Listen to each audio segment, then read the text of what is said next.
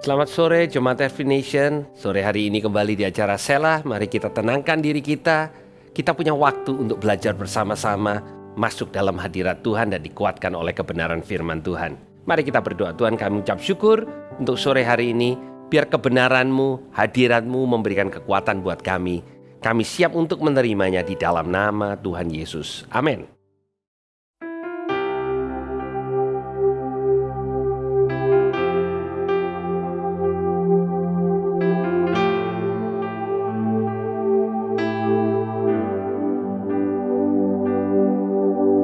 Semusim berlalu, namun Kau selalu peliharaku. Kasih dan setiamu tak pernah layu di hidupku.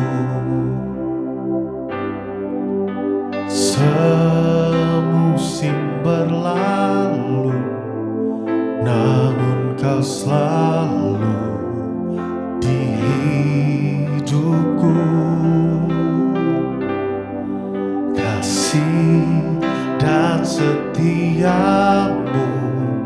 tak pernah layu di hidupku. Lebih luas dari samudra kebaikan-Mu Bapa takkan habis di hidupku.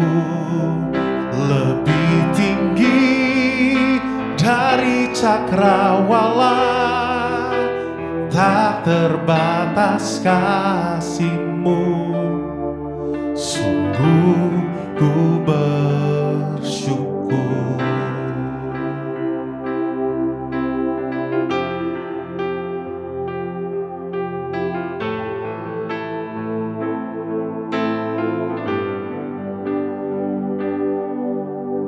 Semusim berlalu, namun Kau selalu peliharaku. Kasih dan setiamu tak pernah layu di hidupku. Lebih luas dari samudra kebaikan-Mu Bapa takkan habis di hidupku. Lebih tinggi dari cakrawala, tak terbatas kasih-Mu. Sungguh ku lebih luas dari samudra kebaikan-Mu Bapa takkan habis di hidupku. Lebih tinggi dari cakrawala, tak terbatas kasih-Mu. Sungguh ku bersyukur.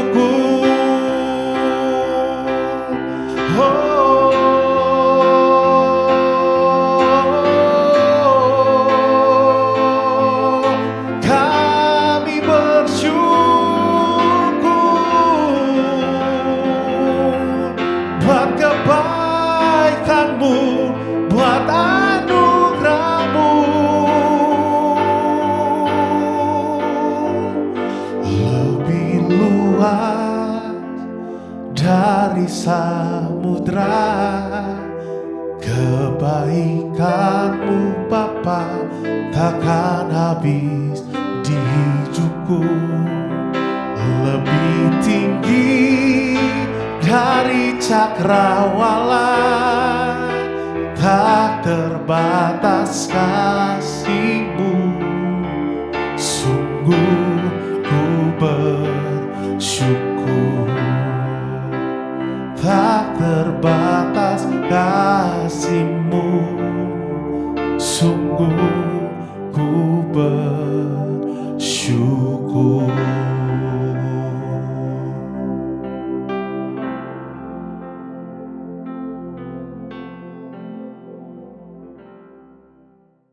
Saudara, satu kali ada seorang pencuri yang masuk ke dalam sebuah toko, ya, toko serba ada, saudara.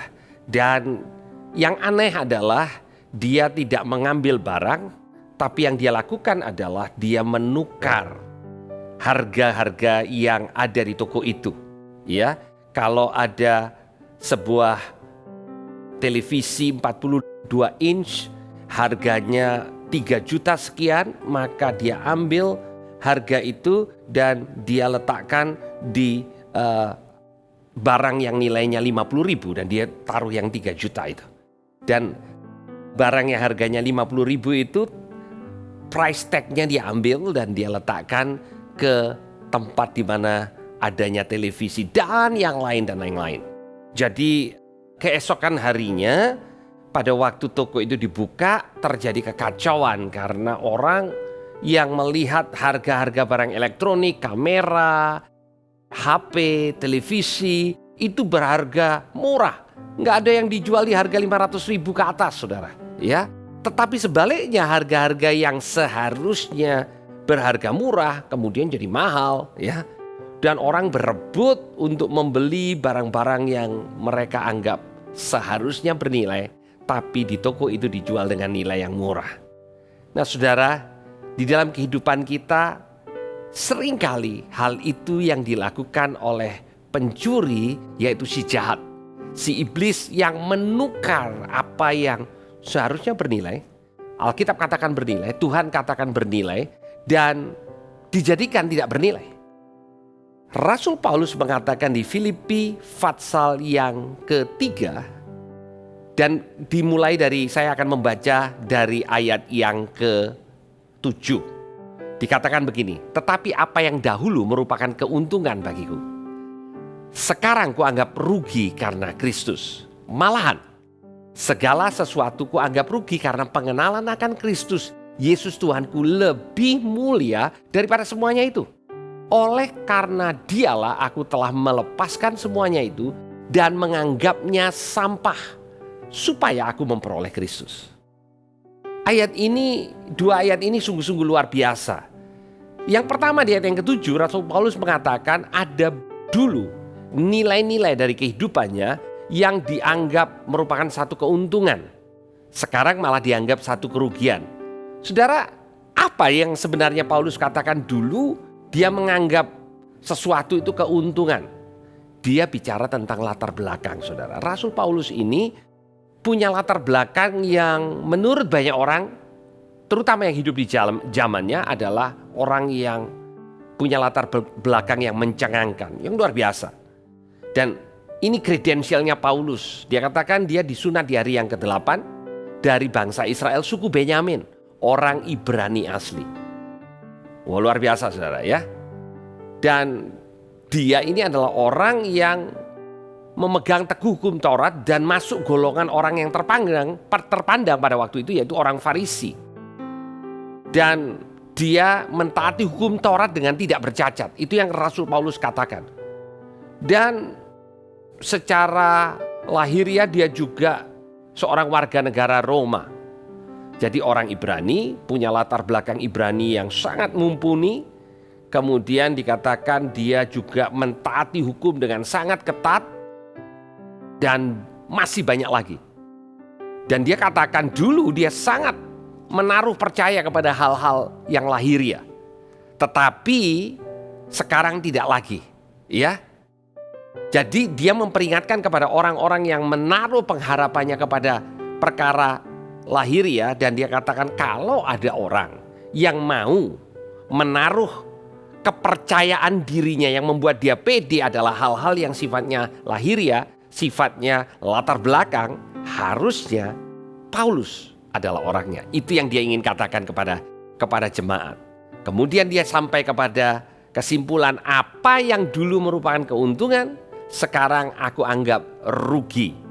Dan bukan sampai di sana, dia kemudian mengatakan pengenalan akan Kristus apa yang saat ini dia lihat, nilai apa yang dia miliki di dalam Kristus itu jauh lebih besar daripada apa yang dulu dia miliki. Nah, Bapak Ibu Saudara, bagi kita yang ada di dalam Kristus, seringkali iblis berusaha mengubah nilai. Apa yang Tuhan katakan bernilai dalam kehidupan kita, keselamatan yang diberikan, damai sejahtera yang kita terima dari Tuhan, sukacita di dalam Kristus, kelahiran baru yang dia berikan, hak kita sebagai anak-anak Allah, itu diubah oleh si jahat dan dianggap itu mah gak ada artinya. Dan kemudian dia mulai menawarkan hal yang sifatnya jasmani. Lihat orang yang hidupnya dipandang oleh orang lain. Orang yang followernya jauh lebih tinggi daripada kita. Orang yang bisa mempengaruhi kehidupan orang lain. Influencer. Nggak ada yang salah dengan itu semua. Tetapi iblis mengubah nilainya. Jadi kita menjadi terpesona dengan sesuatu yang bernilai tinggi. Saudara, kita diciptakan untuk menghargai nilai. Dan iblis tidak bisa memberi nilai, tapi bisa mengubah perspektif tentang nilai. Dan itu yang seringkali dia lakukan. Sehingga pada waktu kita diperhadapkan dengan keadaan yang kita lihat orang lebih ini dari kita, lebih itu dari kita, iblis mulai mengatakan orang itu lebih bernilai dari engkau. Pendidikannya lebih tinggi. Perusahaannya lebih besar. Rumahnya lebih mewah. Pengaruhnya lebih besar. Pengikutnya di sosial media lebih banyak. Dia lebih cantik, dia lebih rupawan. Dia lebih punya sesuatu daripada kita. Dan seringkali apa yang terus-menerus iblis bombardir lewat sosial media hari-hari ini masuk di dalam hati kita dan mempengaruhi jiwa kita. Itu sebabnya Rasul Paulus kembali kepada dasar pada waktu dia bicara tentang nilai. Dia bicara tentang pengenalan akan Kristus. Pengenalan akan Kristus lebih mulia daripada semua itu. Jadi dia katakan begini, bukan yang lain tidak ada harganya, tetapi pada waktu aku punya pengenalan akan Kristus, maka aku akan melihat apa yang dulu aku lihat dengan nilai yang berbeda. Tahukah saudara, tuaian jiwa-jiwa itu sangat bernilai? Karena tuaian itu hanya bisa dibeli oleh darah Tuhan Yesus Kristus. Nggak bisa dibeli dengan uang saudara, nggak bisa dibeli dengan kepemilikan saudara, nggak bisa dibeli dengan pendidikan saudara. Apa yang Tuhan anggap bernilai, seringkali iblis membutakan mata kita sehingga kita tidak serius dengan hal-hal itu. Setiap hal yang kita anggap tidak bernilai, maka kita tidak akan berikan perhatian. Kebenarannya, saudara, Paulus katakan, dia dibenarkan, dia berada di dalam dia bukan dengan kebenarannya sendiri karena mentaati hukum Taurat. Dan dikatakan kebenarannya karena dia percaya kepada Kristus. Dia mendapatkan anugerah. Nah saudara, anugerah Tuhan adalah perkara yang paling bernilai dalam kehidupan kita. Anugerah Tuhan yang menyelamatkan itu yang saat ini menjadi tolak ukur dalam kehidupan Paulus untuk melihat hal yang lain. Kalau anugerah Tuhan, keselamatan yang dia terima itu menjadi yang terutama, maka yang lain menjadi tidak terlalu bernilai. Bahkan Rasul Paulus memakai satu analogi yang menurut saya ekstrim. Dia katakan yang lain yang dulu dianggap bernilai, yang lain yang dulu dikejar-kejar, dianggap sebagai sampah. Paulus tidak pernah mengatakan itu sampah. Bukan, dia menganggap. Mengapa bisa dianggap seperti itu? Karena ada komparasi nilai, ada perbandingan nilai. Apa yang dia bandingkan? Pengenalan akan Kristus. Apa yang Yesus sudah lakukan dalam hidupnya. Dan hari ini saya ingin mengakhiri dengan men-challenge setiap saudara yang mendengar apa yang baru saya bagikan ini. Kebenaran firman Tuhan ini. Apa yang kau anggap bernilai? Apakah sungguh kemerdekaan dalam Kristus, keselamatan di dalam Dia begitu bernilai dalam hidupmu sehingga hal yang lain terasa jadi tidak atau kurang bernilai? Dan kalau sesuatu itu tidak atau kurang bernilai, maka saudara tidak terlalu attach kepada hal-hal tersebut. Sesuatu yang bernilai itu terpaut di dalam hatimu. Sesuatu yang kurang bernilai itu nggak terpaut dalam hatimu. Dan Tuhan mau perkara-perkara dunia ini, termasuk latar belakang saudara, bukan itu yang menjadi pautan dari hatimu, tetapi Dia sendiri yang menjadi pribadi yang paling bernilai dalam hidupmu. Tuhan Yesus memberkati.